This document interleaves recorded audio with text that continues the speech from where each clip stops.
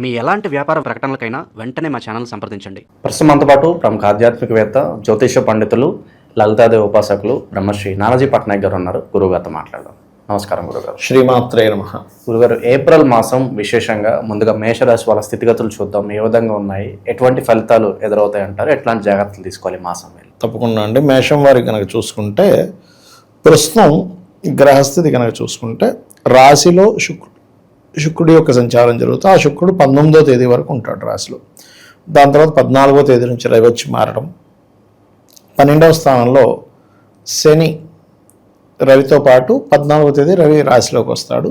అదేవిధంగా కుజుడు 2వ తేదీకి వచ్చి 12లో ఉండే శనితో కలుస్తున్నాడు. ఇది చాలా డిఫరెంట్ కాంబినేషన్ అది చెప్పాలంటే. అండ్ అదేవిధంగా మనకి బుధుడు కూడా 11వ తేదీకి మీన రాశిలోకి, రాహువు కుంభంలో ఉన్నాడు, సింహంలో కేతువు, అదేవిధంగా గురువు 3వ స్థానంలో, రాశి నుంచి 3వ స్థానంలో ఉన్నాడు మిథునంలో. చంద్రుడు వచ్చేసి ఈ నెలంతా కూడా మనకి కన్యా రాశి టు సింహరాశి వరకు సంచారం చేస్తాడు. ఈ యొక్క గ్రహస్థితిని అనుసరించి వీరికి ఎలా ఉండబోతుంది, ఎటువంటి విషయాల్లో ఎటువంటి జాగ్రత్తలు తీసుకోవాలి అనేటువంటి అంశాలు చెప్తుంది నేనైనప్పటికీ చెప్పిస్తుంది సాక్షాత్ లలిత అమ్మవారిగా భావిస్తూ, ఆ లలితాంబిక అమ్మవారి యొక్క అనుగ్రహం వీరందరికీ కూడా పరిపూర్ణంగా కలగాలని మనస్ఫూర్తి కోరుకుంటూ, ఇక్కడ ఏంటంటే ఎప్పుడైతే రాశిలోకి రవి వస్తున్నాడో, ఈ లగ్నానికి అంటే ఈ రాశికి రవి ఉచ్చస్థానంలో ఉంటాడు మేషంలో. కాబట్టి 14వ తేదీ నుంచి కొన్ని విషయాల్లో, అంటే రాజకీయం అనుకోండి, సంతానం విషయం అనుకోండి, కొంత పేరు ప్రఖ్యాతలు రావడం అనుకోండి, ఇట్లాంటి వాటికి చాలా పాజిటివ్గా ఉంటుంది రాశిలోకి రవి రావడం వల్ల. కాకపోతే ఇక్కడ 3లో ఉండేటువంటి గురువు యొక్క స్వరూపం ఈ సంవత్సరం మారింది పూర్తిగా. మనకి పోయిన సంవత్సరం అలా అయితే 3 రాశులు మారాడు గురువు, ఈ సంవత్సరం కూడా 3 రాశులు మారుతున్నాడండి. దానివల్ల ఏంటంటే తన యొక్క స్వరూపం శని రాహుల యొక్క ఎనర్జీస్తో ఉన్నందుకు వీళ్ళు ఖచ్చితంగా ఏదైనా అగ్రిమెంట్స్ చేసేటప్పుడు కానీ, ఎవరితోనైనా ఏదైనా మాటామంతి ఏదైనా మెసేజ్ చేయడము, మెయిల్స్ పంపించడము, ఇటువంటి విషయాలలో, అందులో ముఖ్యంగా అన్నదమ్ములతోనే, అక్క చెల్లెలతోనే ఏదైనా మాట్లాడేటప్పుడు, గురువులతో ఏదైనా మాట్లాడేటప్పుడు, ఎందుకంటే గురువు ఉన్నారు మూడులో చాలా చాలా చాలా కేర్గా ఉండాలి, గుర్తుపెట్టుకోండి. అయితే ప్రస్తుతం ఆల్రెడీ శుక్రుడు మనకి 1వ తేదీ నుంచి 19వ తేదీ వరకు అక్కడే ఉంటాడు. కాబట్టి వీళ్ళకి ఎప్పటి నుంచో ఇప్పుడు వివాహం అనుకున్నాము, లేకపోతే రావాల్సిన డబ్బులు ఉన్నాయి, ఇవి కొంచెం రావడానికి చాలా ఛాన్సెస్ ఉంటాయి. అదేవిధంగా 19 నుంచి ఎప్పుడైతే 2వ స్థానంలోకి వెళ్తాడో శుక్రుడు, అక్కడ నుంచి ఫైనాన్షియల్గా బాగుంటుంది వీరికి. 19వ తేదీ నుంచి ఇంకొంచెం ఎదుగుదల, ఎందుకంటే ధనస్థానంలో ధనాధిపతి వెళ్తున్నాడు కాబట్టి. అందులోని 2వ స్థానంలోకి వెళ్తున్నప్పుడు వీళ్ళకి ఆన్లైన్ త్రూగా సాఫ్ట్వేర్ రిలేటెడ్ మూలంగా ధనయోగం కూడా పెరుగుతుంది. బికాజ్ ఆఫ్ లాభంలో రాహు ఉన్నాడు. రాహు ఆన్లైన్స్కి, సాఫ్ట్వేర్స్కి కారకుడు, అంటే వాటి మూలంగా లాభం కలగాలి కాబట్టి. అలాగే ఈ రాశి వారికి మనకి కేతు 5వ స్థానంలో ఉన్నాడు.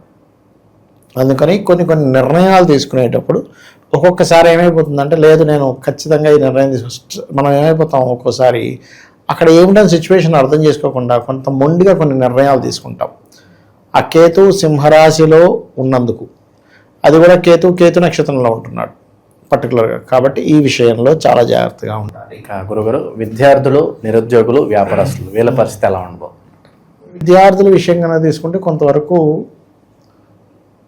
ఒక 75% బాగుంటుందని చెప్పొచ్చు, ఎందుకంటే గురువు 3లో ఉన్నాడు కాబట్టి. ఇక నిరుద్యోగుల విషయం కనుక తీసుకుంటే వీళ్ళు ఉన్న ప్రదేశం కాకుండా వేరే ప్రదేశాలకు వెళ్తే బాగుంటుంది. అయితే ఈ దశమాధిపతి మీదకి కుజుడు వస్తున్నాడు. ఎట్లా 2వ తేదీ నుంచి 12లో ఉండే శని మీదకి కుజుడు కనెక్ట్ అవుతున్నాడు. కాబట్టి ఉద్యోగంలో అధిక శ్రమ అయితే ఖచ్చితంగా ఉంటుంది, అందులో ఎటువంటి సందేహం లేదు. అలాగే కాస్త ఎక్కువ ఖర్చులు కూడా ఇస్తాడు అక్కడ ఉద్యోగులకి ఖర్చులు, ఎందుకంటే శనికి కుజుడికి కనెక్టివిటీ ఉండడం వల్ల. సో ఇలాంటివి బలంగా చూపిస్తున్నాయి. నిరుద్యోగుల పరిస్థితి? నిరుద్యోగులకి ఉద్యోగం వస్తే ఆనందం. నిరుద్యోగ ఆస్ట్రాలజీలో ప్రత్యేకంగా నిరుద్యోగుల కంటే ఉంటుంది, అంటే వీళ్ళకి ఉద్యోగం రావడానికి ఎంత టైం పట్టొచ్చు అని వాళ్ళు ఎదురు చూస్తూ ఉంటారు. ఈ నెలన్నా మా స్థితిగతులు మారుతాయి అని ఎదురు చూస్తానండి. అదే మీకు నేను ఇందాక చెప్పింది అదే.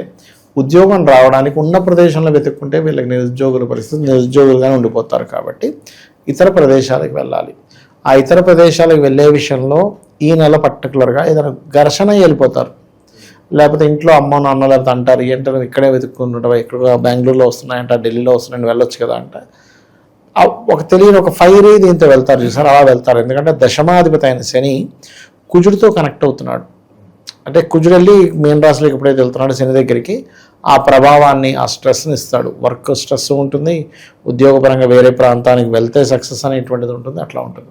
అయితే పర్టికులర్గా వీళ్ళు 13, 14 తేదీలు మాత్రం ఎక్కువ లాభాలు వస్తాయని, ఈ వ్యాపార సంబంధించినటువంటి విషయాల పట్ల కాస్త జాగ్రత్తగా ఉండాలి, గుర్తుపెట్టుకోండి. ఇక ఈ చెప్పాను కదా ఇందాక, కొంచెం వివాహ సంబంధించిన విషయాలు 19 నుంచి ఫైనాన్షియల్గా బాగుంటుందని చెప్పని అనుకున్నాము. గతంలో ఎప్పటి నుంచో ఒక ఫలానా ప్రాపర్టీ అమ్మేద్దాము అని అనుకునేటువంటి విషయాల్లో ఇప్పుడు కొంచెం ఆ యొక్క కాంబినేషన్స్ ఫ్రూట్ఫుల్గా ఉన్నాయి. అంటే అమ్మడానికి బాగుంది చెప్పాలంటే ఇప్పుడు కొనడం కంటే కూడా. మరొక విషయం ఏంటంటే, ఈ చంద్రుడు ఎప్పుడైతే 6వ స్థానంలో అంటే మొదటి 1-2 రోజులు ఉంటాడో మేషం నుంచి, హోమ్ లోన్స్ కోసం చేసే ప్రయత్నం 1-2 తేదీలు చాలా బాగా కలిసి వస్తుంది చెప్పాలంటే. 6-7 తేదీలు వాహనం మీద వెళ్ళేటప్పుడు చాలా జాగ్రత్తగా ఉండాలి మీరు. 5, 6, 7 తేదీలు ఈ 3 రోజులు వరుసగా చెప్పాలంటే.